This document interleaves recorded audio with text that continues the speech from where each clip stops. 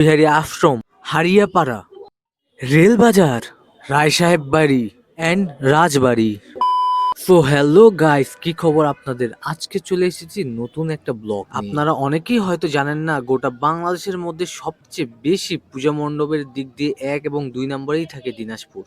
গোপালগঞ্জ এবং দিনাজপুরের মধ্যে একটা হাড্ডাহাড্ডি টক্কর। এবার প্রায় 1275টা পুজো মণ্ডপ বসেছে অত্র দিনাজপুর জুড়ে। দিনাজপুর সদরে এবার বসেছিল প্রায় 162টির মতন মণ্ডপ। তো আমরাও বের হয়ে পড়ি একটু ঘোরাঘুরি করতে।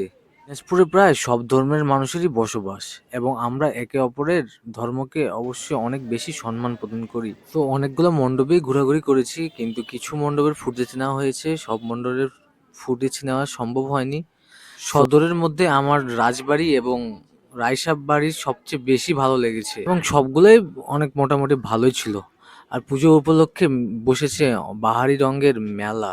পাওয়া যাচ্ছে অনেক কিছু, ছোট বাচ্চাদের জিনিসপাতি থেকে খাওয়া দাওয়া সবকিছুই পেয়ে যাচ্ছেন এইসব মেলায়। পূজা উপলক্ষে বসেছে ছোটখাটো অনেক দোকান খাবারের, যেখানে পাওয়া যাচ্ছে নাড়ু, জিলাপি, পুরি। কেমন কাটলো এবারের পুজো অবশ্যই কমেন্ট করে জানান।